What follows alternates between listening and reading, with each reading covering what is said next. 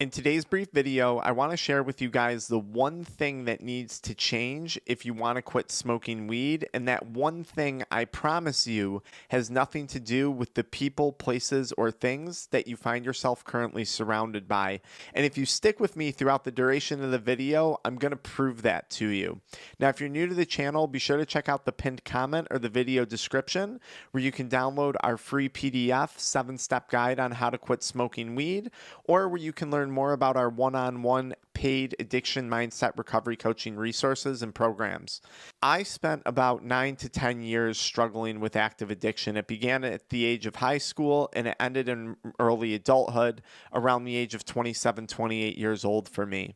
And throughout my active addiction, I spent years telling myself, when I'm done with high school, I'm going to quit. When I'm done with college, I'm going to quit. When I get the stable relationship, I'm going to quit. When I make more money, I'm going to quit. When my family issues resolve, I'm going to quit. When things get better, when my environment changes, when my circumstances change, then and only then am I going to be willing to make the change necessary to become sober. And this thought process was incredibly flawed because throughout my 9 years of addiction, my environment, the people that I was around, and the things coming in and out of my life over the course of 9 years, they had changed on multiple different occasions. But one thing, despite those things changing, remained the same, and that was me. And throughout the course of this sobriety process, I learned if you don't change, nothing changes. Now, I want to elaborate on this a little bit.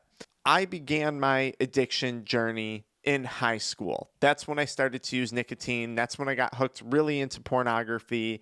And then I said, okay, I'm going to stop using nicotine when I get to college. I'm going to start taking that serious because my education's related to my career. And sure enough, I get to college, I get more freedom, I get out of my parents' house, which my parents, for those of you guys who've been on the channel, did go through a pretty brutal divorce process. And I said, once I'm out of the house, once I'm out of high school, once I'm out on my own, I have my own apartment, I'm in college, I'm going to stop this stuff. Because, right, I'm not going to have the stress of high school, I'm not going to have the stress of living at home. All that. That's what I thought. And then college hits. And not only did I not change, not only did I not put down the nicotine and the adult media content, but I introduced weed and I introduced heavy amounts of binge drinking into my lifestyle. And now here I was. I had the apartment. I'm out of the house. I'm largely separated from the family issues.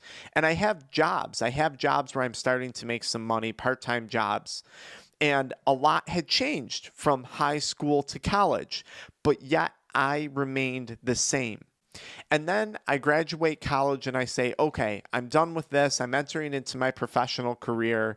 I want to start to get a more committed, serious relationship. I had gone through a series of kind of poor relationships, largely my fault throughout my college days. And I said, okay, I'm going to quit because, I'm starting my career. I'm going to be making some money now. I'm going to be building a practice. I'm going to find a wife. I'm going to do all these things. And sure enough, nothing changed. I left college. I got into my career. I started to make some money and I remained the same. And I said, well, maybe once my parents figure out their problems, then maybe I'll change. The parents get a divorce, they figure out their problems, and nothing changes. In fact, the only thing that changed was I went from living on my own, starting off in my career, to backtracking, moving in with my mother into a relatively nice place, but living back at home. So it was as if I had gone backwards. That was the only thing that changed. And I'm saying this because this shows the flaw in my thought process that as my environment changes, as the people I'm around, as my life circumstances, things that I don't have control over change, I'm going to change. And that wasn't true. I got worse and worse and worse because I quit largely when I was at my lowest point, as many people do around the age of 27, 28 years old for me. And I see this all the time, and I can tell you this. I work with people of all different demographics, all different incomes. Some people have money problems. Some people have more money than they could ever imagine. Some people have families. Some people have no families. Some people are in the best relationship ever. Some people are in the worst relationship ever. These are people in completely different environments completely different circumstances that are all struggling with addiction and very, very similar consequences of addiction across the board. What I'm saying is we can change the environment, we can change the people, we can change all of these things, but if you don't change, if you remain the same, nothing is going to change. Nothing changes. And hopefully with my little explanation there, I just proved that to you. So the question becomes, what is it that I had to change in order to quit smoking weed? And it was two primary things. It started with my mindset. I had to adopt a mindset that weed was no longer benefiting me. That was step one. Step number two for me that was instrumental was accepting that withdrawal was nothing more than addiction leaving my body. Withdrawal was the death of my weed addiction. I wasn't suffering when I was going through withdrawal. That addicted voice, that addiction was suffering because it was dying as I was getting stronger. Those were the two main shifts in mindset that I had that propelled me into this journey of recovery and quitting drugs, okay? The next thing that I had to change was my day-to-day actions, because whether I was in college, whether I was at home, whether I was living with both my parents when they were together or with my mother once they were divorced, I hadn't changed. I was still doing the same actions day in and day out. Go to work, smoke weed. Go to school, smoke weed. Come home at night, watch adult media content. And I didn't smoke at work. I wasn't that type. I would just go to work, come home and smoke, to be clear. Go to work, come home and drink. Go to work, go out drinking on the weekends. The same behaviors I had in high school, I had in college. And the same behaviors I had in college, I had in my early adulthood and my early career. And I had those same behaviors while I was at my parents' house, at my own apartment, back living with my mom, living on my own again. Whether I had money or had no money, my actions were the same. Maybe sometimes I would get a little reprieve and I would change my behavior for a short period of time, but never enough time to actually commit to changing my actions or changing my behaviors. So first it was the shift in mindset, then it was the shift in actions. I literally had to reinvent myself, and that's something that I would recommend anyone who struggles with addiction does, because I didn't necessarily want to go back to being the person that I was in high school, the person that I was even prior to drug use, because that person's thoughts, that person's way of coping, that person's behaviors is the exact person that got me into addiction in the first place. So I recognized that if I didn't change, nothing was going to change. Waiting on the world to change for you will never happen. You change yourself, and then the world around you changes. That's a Zig Ziglar quote, if I will. I believe that's who it came from. But it's true.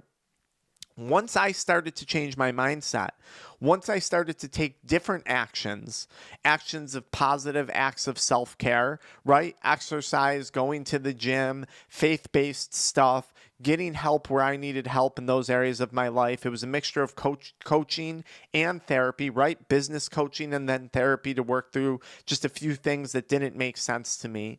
Once I started to change, the world around me changed. And this is actually a very positive thing. Some people are going to hear this and say, so wait a minute, you're saying this is on me to change this? This is on me? And my answer is yes, and that's the best news you could receive. Because the reality is a lot of things in my environment, they weren't going to change. The stress of work, the stress of school, the stress of family dynamics, that wasn't going to change, and I couldn't change those things. But I could change myself, and by changing myself, I could elevate above a lot of the things that I felt were holding me back in life. And by changing myself, I developed skills like commitment. I developed discipline. I developed determination. I developed grit by changing myself, by going through that sobriety process. And I was then able to use those skills to further advance my life, thereby eventually changing my environment and the people, places, and things that are now involved in it. And it's been a massive change. You can see the change in my YouTube videos from day one to where we're at today. It's a pretty amazing thing. And by adopting this mindset, this shift in mentality, taking on this accountability, it put me in control. It put me in a position of choice, which gives me the power to either build myself up or destroy myself, versus saying, oh, when this circumstances changes, when that thing happens, just like a feather blowing in the wind, it was very, very depressing living life that way. But by taking full accountability, by changing my mindset, by changing the actions that I took day to day, it changed my life. And I hope that this sobriety decision, this recovery decision, this decision to quit using drugs does the same for you, or at least that's my goal. So if it's something you need help with, check out the pinned comment where you can book a one-on-one call. Happy to answer your questions and help you come up with a plan. Hey, if you want to learn more about our supplements, we have our Kick It Crave Less chewing gum now live.